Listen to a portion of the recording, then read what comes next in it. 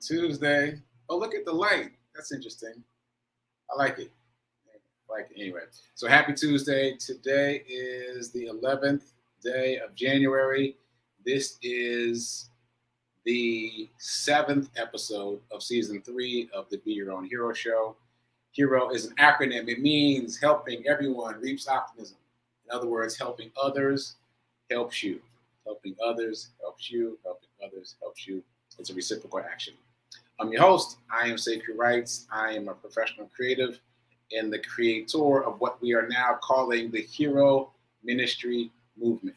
And that is essentially my effort to uplift and inspire the unhoused community, although it has grown by leaps and bounds and is becoming bigger and bigger every day. And it's incorporating more and more things every day. Anyway, thanks for being here. Join me here Monday through Friday, 9:45 a.m. Eastern to catch me live.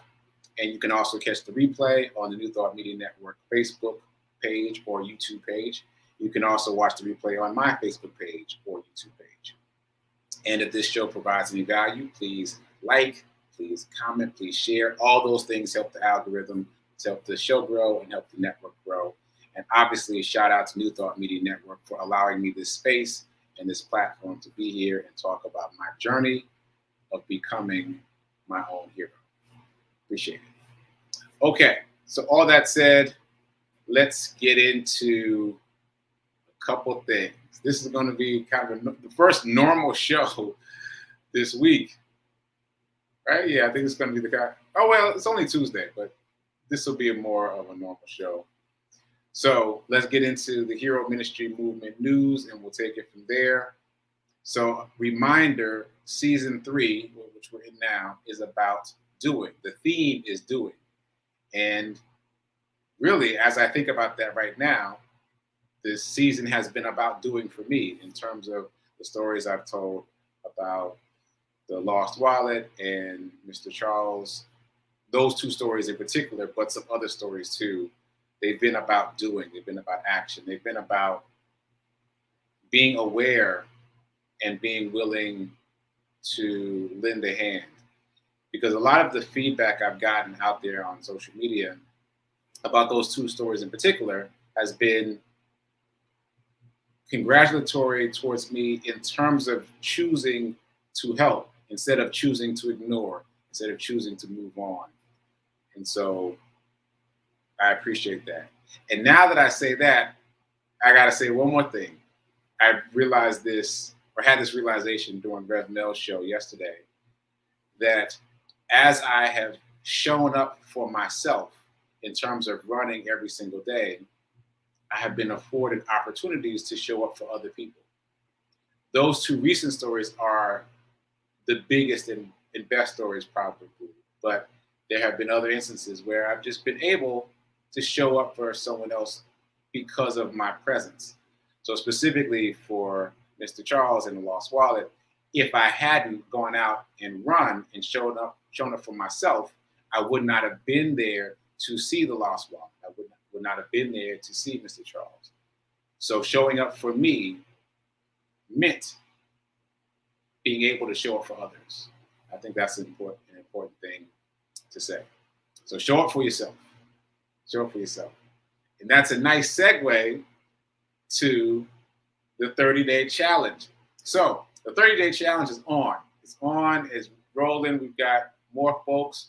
We've got a Facebook page. This was actually a Facebook page that I had created during the pandemic to inspire people to do more. The title of the page is called The Doing Tribe. It's all about doing. And during the pandemic, we mostly posted about jump rope. Oh, wow, it's all coming back to me now. So during the pandemic, we couldn't move around. Well, early pandemic, we weren't moving around. The gyms were closed. And I discovered my mom's jump rope in this house. And I started jumping rope in the driveway as my workout. And that grew and grew and grew. And I got more jump ropes, and other people joined my jump rope challenge. It's awesome, getting a flood of memories. Other people joined my driveway workout, my jump rope challenge. And I ended up with about 45 people in this Facebook group called Doing Tribe. And mostly we were jumping rope, but also we were running and exercising and all those things, just trying to stay fit and stay in motion during those early days of the pandemic when the gyms were closed. So, full circle moment, I reopened that Facebook group yesterday, just last night, for the purpose of using it for the 30-day challenge. So those of you who are participating in the 30-day challenge that I already know about, I'll send you a link. If you're interested in participating, DM me, let me know some kind of way, and I'll send you the link because it's a private Facebook group, so you need the link.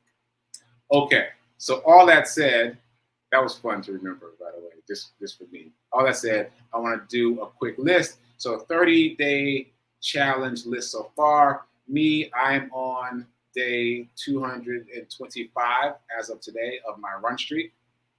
Rev Mel is doing a streak of transcendental meditation. Andrea is doing a spin class streak. Cooter's wife, that's her handle on social media, is doing a run streak. Carolyn is doing a walking streak of 10 minutes a day. Gladys is doing her indoor bike every day. Lily is walking. And I'm adding my mom. She hasn't said that she's on the run streak, on the exercise streak, but she is. She's doing exercises every day. And she's doing 2 a days. She's doing 2 sets of exercises a day. So she's definitely on the list. So yeah, I'm adding her to the list. 2 a days. She's already doing it. So we're making that part of the 30-day challenge. Okay, so that's what I got so far. Obviously, I need some dudes. There's not one dude on that list except me. So fellas, come on, join in. It can be anything you want it to be. It could be drinking a glass of water every day for 30 days. But commit to something. Let me know that you're interested. Drop it in the chat. And yeah, let's make some things happen. Let's make some things shift for ourselves. Just a reminder, you want to choose something very, very small, a very, very small increment, because what you're really focused on is doing it every day for 30 days. So it's not about doing a lot of stuff. It's about doing a little thing, but doing it every day. So let me know. Okay. So all that said, as I said a few minutes ago, today was day 225. My run report is up. It's up on Facebook and Instagram and TikTok, so go check that out. And I'll just say that the lesson for me from my run report today was when you stay in it long enough, you give yourself more options. And that language came to me as I was doing the run report, so it came to me in real time. You give yourself more options, because when I got back, when I arrived back at my starting point, I was at 2.6 miles. And I thought, that's good enough. But then I also thought I could push to 3. I could round it up to 3. And I was able, physically able to round it up. It wasn't just that I had the thought, oh, I should round up to 3. I had that thought, and then I could physically do it. And then once I rounded it up to 3, I thought, let's round it up to 3.1. So it's a full 5K. And I was able to do that. I had the option of actually executing on the thought that I had. And I was able to do that because I've gotten so many days of running under my belt that I feel comfortable shifting. So that's the run. That's a snippet of the run report, but go check it out anyway on Facebook and Instagram and TikTok. Okay, so all that said, what else do we want to talk about? Oh, I haven't said hi to the heroes in the chat yet, so let's do that. Shout out to Nan. Shout out to Tim with the water and the coffee. I appreciate it. Did I do water? I did. I did do water today right after my run. I set myself up for success. I put a water bottle in the car. And so I ran, and when I got back to the house, I got in the car and drank the water before I came in the house. So there we go. I got my water today. Shout out to Gladys. Shout out to Tim. Shout out to Lovejoy. Okay. 30-day challenge, walk 15 minutes. Okay, good. I'm going to add you to the list. Shout out to Regina. I see you just sent me a text message, Regina. I'll check it in a few.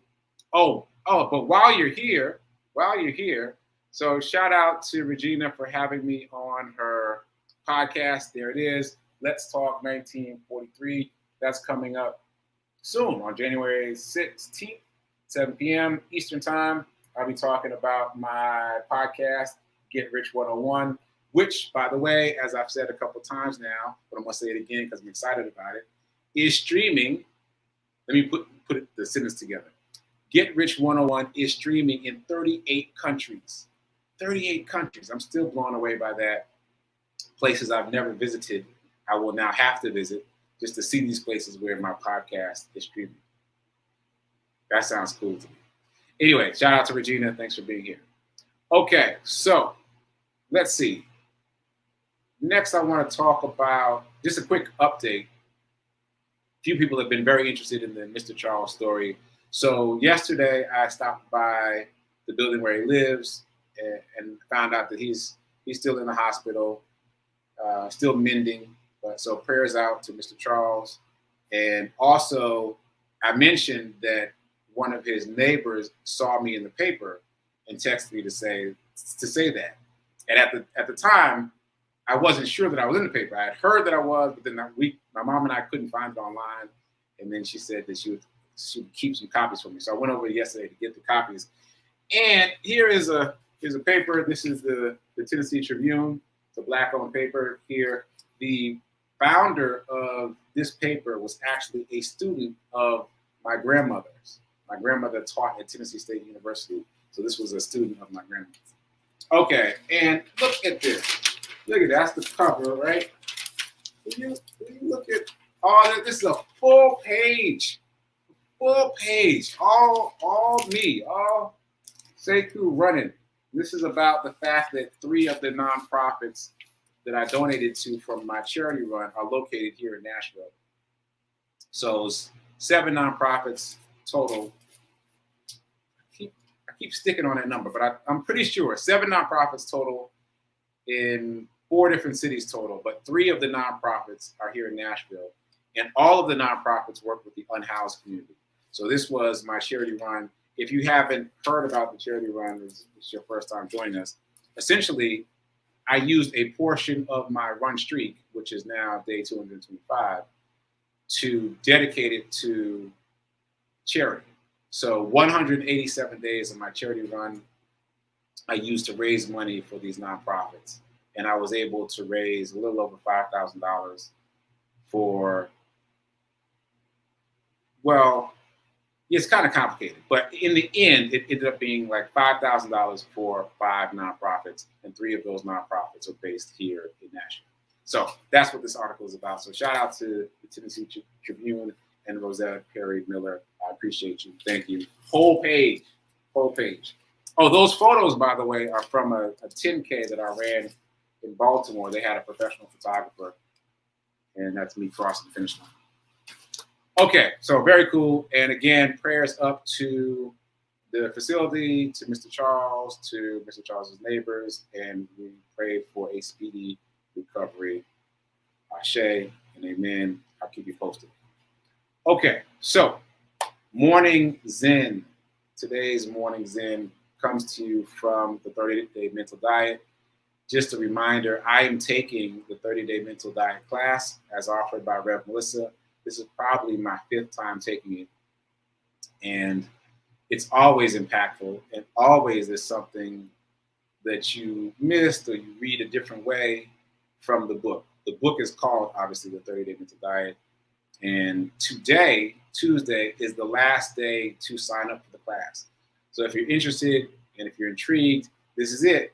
Today's the day. The next class is tonight at, is it 7 p.m. Eastern Time? I'm not sure, but oh wait, I have the flyer. So the last class is, to register is tonight. Yeah, here we go. January 11th, that's today. And you can register at rocklandcsl.org. And Rev Mel said, it says here it costs $55, but you can just make a donation of whatever you feel. Okay, so next class is tonight. After tonight, the class is closed. So if you're interested, get involved. Great class. So I'm going to read from the 30-Day Mental Diet from today's reading. And I'm doing a little bit extra. I'm going hard in the paint. So I'm doing the 30-day mental diet and the 7-day mental diet at the same time. So here's the quote that stood out to me today from the 30-day mental diet. The theme is you have great possibilities. Here we go. Infinite possibilities are available to you, but the stumbling block, I stumbled over the stumbling block. Let me do it again. Infinite possibilities are available to you, but the stumbling block is that they do not force themselves on you. Rather, you have to discover them for yourself and avail yourself of them. They do not force themselves on you. You got to go get the gifts. The gifts are available, but you got to go get them. That really resonated with me. So that's from the 30-day mental diet. And from the 7-day mental diet, listen to yourself. What words do you regularly use to describe your life? Which of those words produce stress and anxiety for you? Find alternatives. Find alternatives to the words that produce stress and anxiety for you. Those habitual thoughts, those thought patterns, those things that we just fall into subconsciously, those thoughts that just churn and churn and churn. Pay attention to what they are. Identify the words you use that cause anxiety for yourself and replace them with other words. It's good stuff. So that's the 1-2 punch, 30-day diet, 7-day diet. 30-day mental diet, 7-day mental diet. I recommend both books. Okay, so that is the morning Zen for today. And now let's talk a little bit about abundance. Abundance, because abundance incorporates money, but it's bigger than money. So we're going to do our affirmation. Haven't done it in a while, but here we go. I am so happy and grateful to be a multi-millionaire in every area of my life. I am so happy and grateful to be a multi-millionaire in every area of my life. Okay.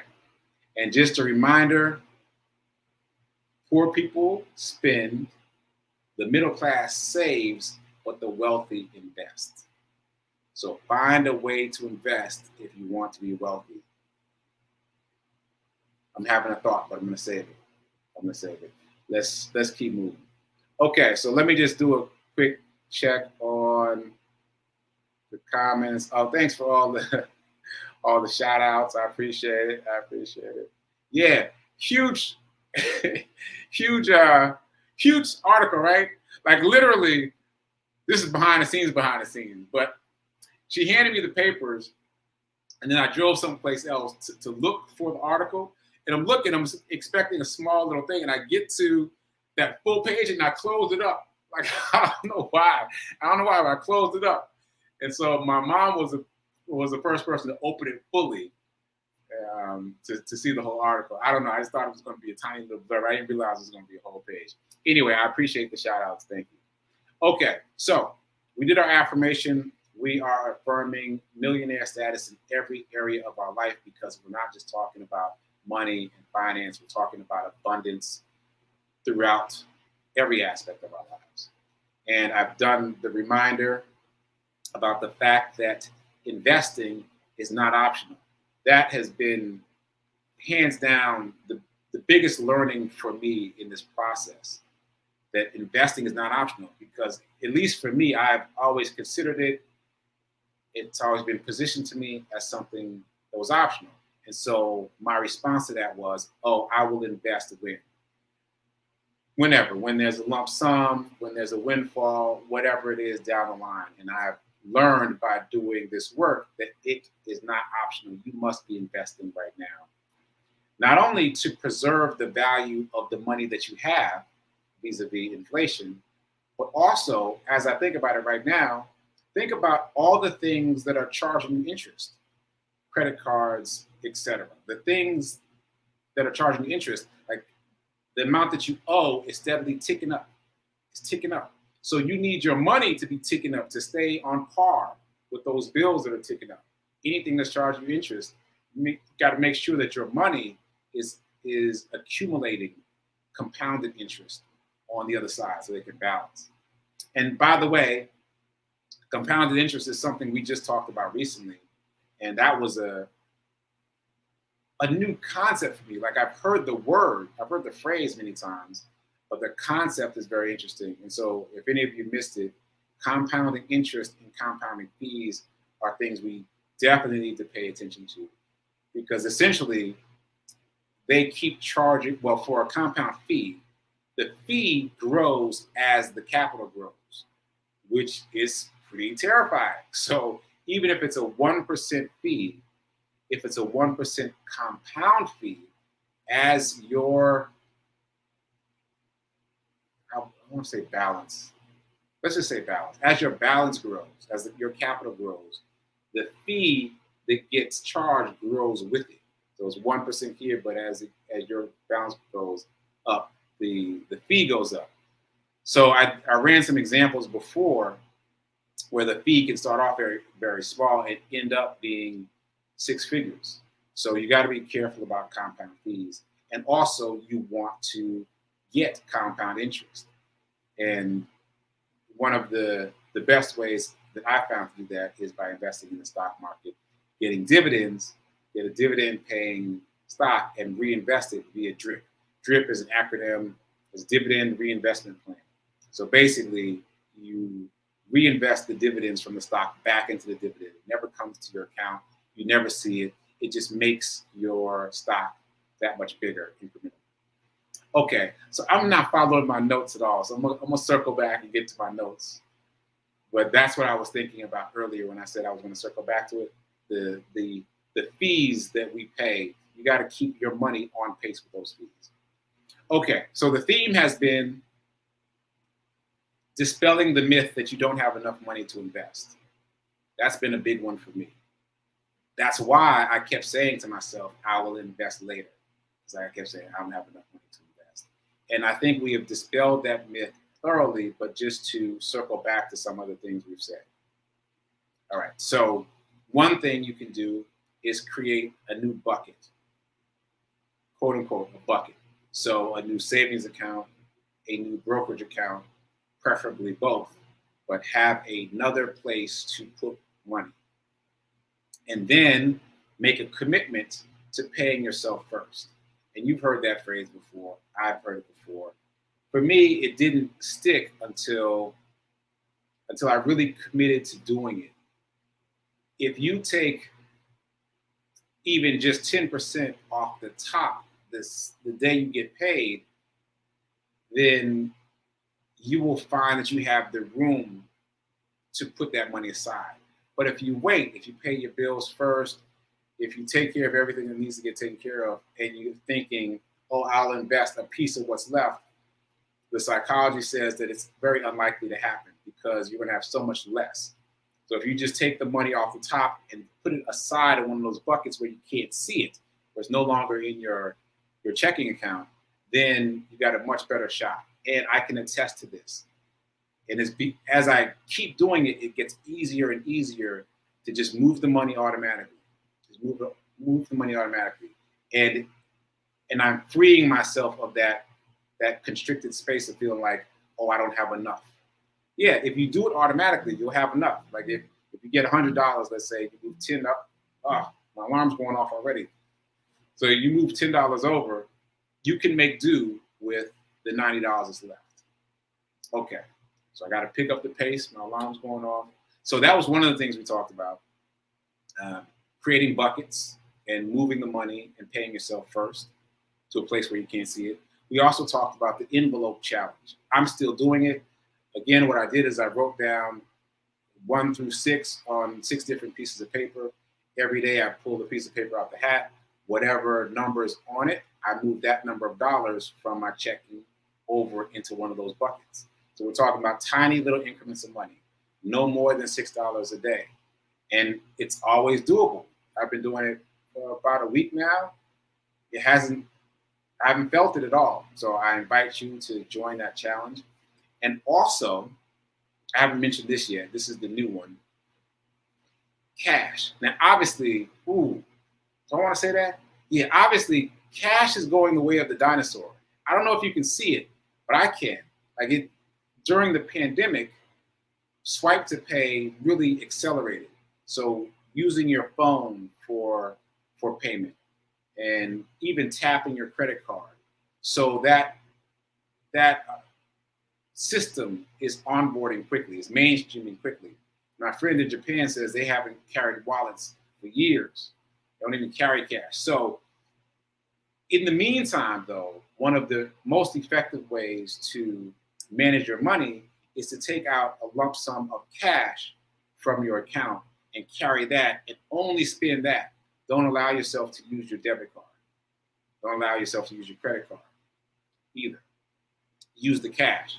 And as you become aware of the dwindling amount of cash in your pocket, you'll start to make different decisions about how to make that money stretch before you go back to the well. Because it's really easy to swipe and swipe and swipe and swipe. And what happens psychologically is we remember the amount that was in the account the last time we looked at it, but we don't effectively deduct for each swipe. Like we have a perception of swiping less frequently than we do. There's been studies about this. So a better way to keep track of the amount that you have and the amount that you're spending is to take cash out and use that cash until you don't have any more, because that will keep you honest. Okay, so that was my new tip, the cash tip. But I invite all of you to try the envelope challenge because it's been pretty effective. And again, you just want to keep putting money into these buckets where you can't see them, and then moving the money from those buckets into an investment. Obviously, we've been talking mostly about the stock market, and so we're going to stick with that. The stock market and some of what I call planet crypto, like cryptocurrency, NFTs, metaverse, etc. But you want to move it to a place where the magic number is you're getting around 10%, preferably compounded, so that you can balance out the money that you're making with the amount that you're being charged, and that your money is growing for you over there.